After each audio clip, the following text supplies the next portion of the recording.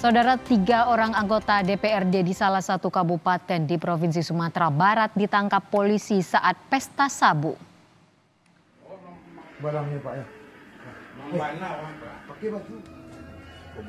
Ketiga orang anggota dewan ini padahal baru 2 minggu dilantik. Mereka ditangkap bersama seorang pekerja swasta. Dari penggerebekan polisi menemukan barang bukti 1 paket sabu serta alat isap sabu.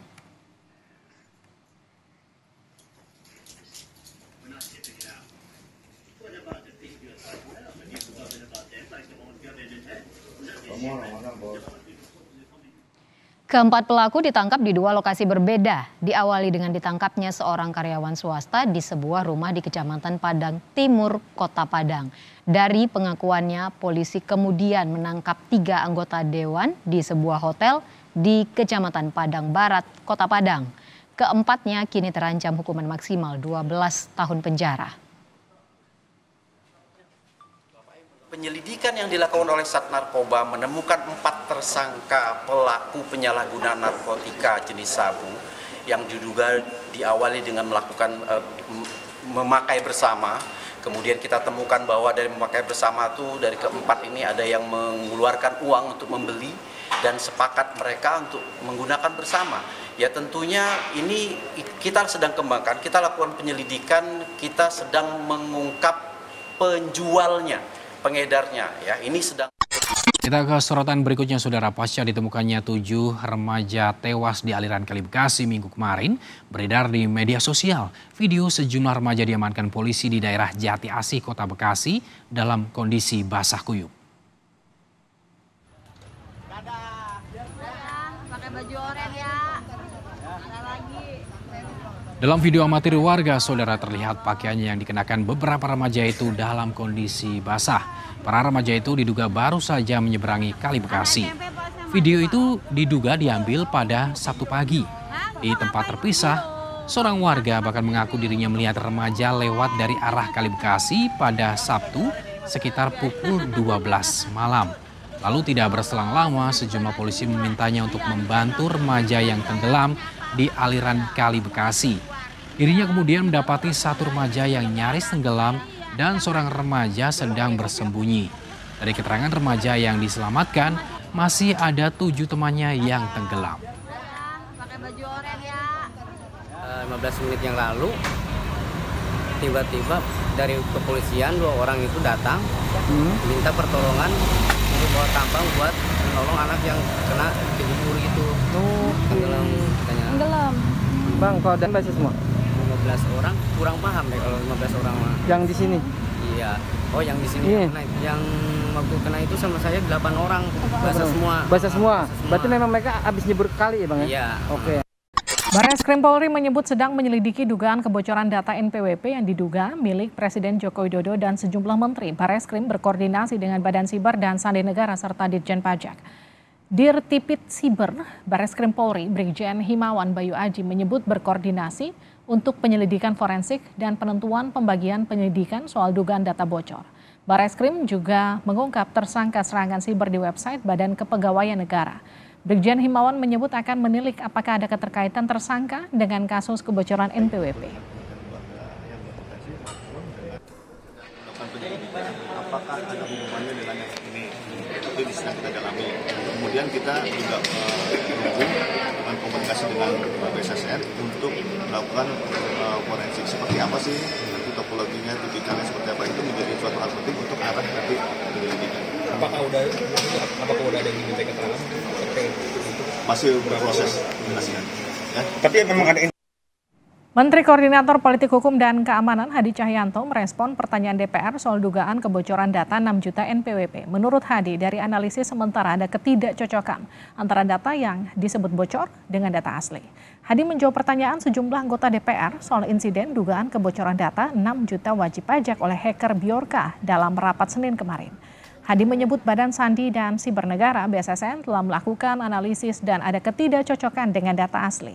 Menurut rencana, Menko Polhukam akan memanggil Kominfo, BSSN, Kementerian Keuangan untuk membahas soal kebocoran data pada pekan ini. Kita juga saat ini bekerjasama dengan BSSN itu masih melaksanakan validasi terkait data yang dibocorkan, diantaranya adalah nomor HP, NIK, dan NPWP. Analisa sementara yang sudah didapatkan oleh BSSN adalah sebagian data yang dinyatakan ketidakcocokan dengan data asli. Nah, ini diduga data-data tersebut diperoleh dari beberapa kota atau kabupaten, sehingga ada sebagian yang tidak sesuai dengan yang data yang dibocorkan itu tidak sesuai dengan pemiliknya, baik NIK maupun NPWP. Kemudian, Saudara, sebuah kapal patroli KPLP yang biasa bersandar di pelabuhan Murhum, Kota Bau-Bau, Sulawesi Tenggara, terbakar pada Senin malam.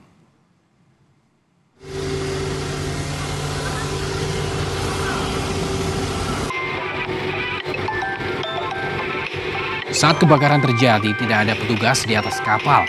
Terlihat api dengan cepat membesar dari belakang kapal patroli KPLP.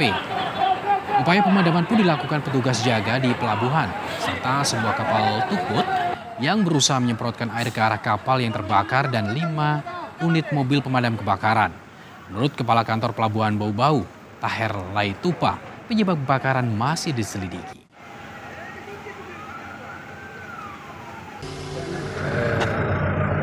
Sementara yang kebakaran ini kan masih selidiki, karena orang yang jaga kapal itu katanya turun untuk beli minum, dia belum posisi sampai di tempat minum beli itu udah ada kebakaran.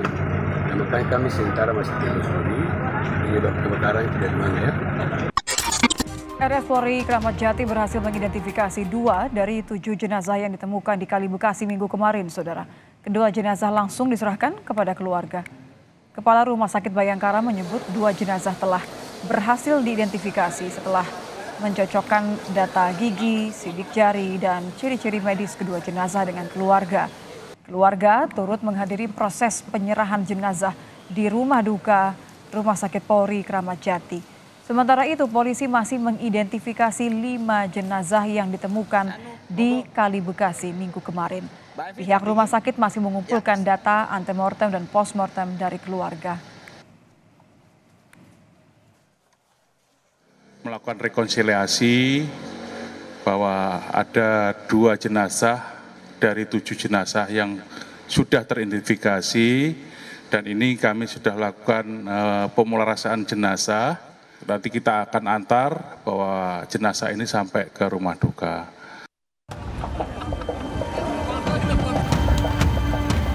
Tewasnya 7 remaja yang ditemukan di Kali Bekasi masih menjadi teka-teki. Untuk mengungkap identitas korban, tim forensik Rumah Sakit Polri Kramat Jati melakukan proses otopsi kepada 7 jenazah. Sudah ada 5 keluarga yang mendatangi Rumah Sakit Polri untuk melaporkan kehilangan anggota keluarga sekaligus menyerahkan data pembanding. Namun, salah satu keluarga yang datang mengaku kesulitan melihat langsung jenazah yang diduga putra mereka. Ini merupakan kali kedua Maulana dan Melinda mendatangi posko DVI RS Polri Kramat Jati setelah Senin kemarin menyerahkan data-data anggota keluarganya yang dirasa hilang. Keduanya mengaku hanya ingin melihat langsung jenazah untuk mencocokkan ciri-ciri dengan anak mereka yang hilang sejak Jumat lalu. Hanya main gitu kan, setelah itu ya udah nggak ada kabar lagi. Makanya saya cari info ke teman-temannya, ternyata katanya ditangkap. Saya cari ke Polsek, katanya di Polres. Saya cari ke Polres, ternyata nggak ada juga. Saya diarahkan ke sini. Makanya saya mau lihat gitu, mau melihat aja, memastikan itu anak saya bukan, karena saya ada tanda-tanda ciri anak saya. Gitu. Walaupun nggak usah tes DNA begini nggak usah. Saya kan orang tuanya, pasti saya tahu. Walaupun sudah berubah mukanya, saya tahu orang tua kandungnya kan pasti tahu. Kenapa sih harus dipersulit? Orang tua kan ada tandanya, dari ada giginya gitu. Cuman saya nggak tahu, nggak diizinkan gitu. Tadi alasannya nggak diizinkan kenapa Pak? Boleh disampaikan? Karena masih ada beberapa yang harus proses apalah gitu kan, saya nggak ngerti lah gitu, karena kan saya awam. Kepala Biro Dokpol Pusdokes Polri, Brigjen Nyoman Edi membantah sengaja mempersulit keluarga. Ia menyebut kondisi jenazah yang sudah masuk proses pembusukan menjadi salah satu alasan keamanan. Keluarga tak bisa melihat langsung jenazah. Sesuai prosedur, pihak RS Polri lah yang akan mengumpulkan data dan melakukan pencocokan. Dari seseorang, apalagi keluarga, ya kami juga merasakan kesedihan itu sehingga keinginan kuat untuk melihat langsung. Tetapi dalam prosedur DVI atau identifikasi secara ilmiah itu tidak diperbolehkan karena nanti bias. Pertama karena jenazah yang kita temukan memang sudah agak lebih dari 24, jadi ada proses pembusukan. Kemudian identifikasi juga harus berdasarkan standar operating prosedur yang kita sudah sama-sama adopsi. Jadi kita lakukan pemeriksaan dulu, dia berhak memberikan keterangan. Nah, kemudian keterangan ini kemudian kita sandingkan antara keterangan data-data yang keluarga sampaikan dengan apa yang kita temukan pada saat pemeriksaan. Gitu ya. Jadi kondisi semua dari kita kalau dalam kondisi sudah lebih dari 20 susah dikenali. Itu bias nanti. Tapi kami selaku expert itu bisa menggunakan metode ini, pemotongan, rekonsiliasi. Nah, itu yang kita harapkan sesuai dengan prosedur seperti itu. Ya, kalau diberikan keluarganya nanti menyalahi prosedurnya. Dari 7 jenazah masih ada 5 yang belum teridentifikasi. Sementara itu, kasus temuan 7 jenazah di Kali Bekasi kini dalam penyelidikan Polres Metro Bekasi Kota. Tim Liputan, Kompas TV. Komplotan curanmor bersenpi, teror warga Ciracas, Jakarta Timur. 2 sepeda motor warga dicuri dari 3 lokasi. Komplotan curanmor berjumlah 4 orang ini ingin mencuri sepeda motor milik karyawan toko kue di Jalan Jambore, Ciracas, Jakarta Timur. Pelaku terlihat seperti saling membagi tugas. 2 pelaku menghampiri motor yang terparkir, sedangkan 2 pelaku lainnya mengawasi situasi. Namun saat melakukan aksinya, pelaku kepergok korban. Tak ingin dikejar, pelaku menodongkan pistol yang diduga senjata api ke arah korban lalu kabur. Pelaku yang tidak berhasil kembali beraksi di sebuah ruko di Jalan Taruma Jaya, Ciracas, Jakarta Timur. Mereka berhasil membawa kabur sebuah motor milik karyawan toko.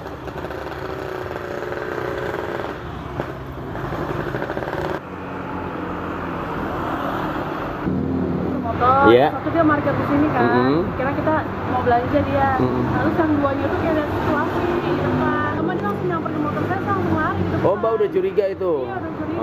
Kirain kan mau belanja kok, ini orang lama banget marketnya. Ya udah saya langsung ke depan tuh. Mbak langsung ke depan? Udah mau ngejar, dia langsung nodong pistol. Oh, nodong pistol. Iya, jadi saya nggak berani lagi langsung masuk. Sempat diletusin nggak pistolnya? Enggak, langsung. Enggak? Ya, dia cuma ngancam gitu doang, jangan maju. Oh, teriak jangan maju gitu. Tapi dari keterangan forensik kemarin sudah identik DNA dan juga dari sisi DNA termasuk sperma. Ya.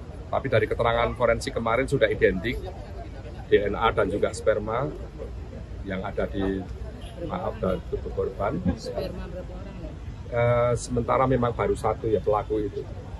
Dan memang kita masih menduga kuat saat ini dari kesaksian maupun pengakuan dan barang bukti yang dimiliki baru 1 orang itu pelakunya, pelaku tunggal. Tapi kan kita kan tetap aja namanya mengembangkan, kan siapa tahu ada dugaan pelaku yang lain itu masih tetap kita lakukan. Untuk orang-orang yang membantu selama dia buron gimana, Jenderal?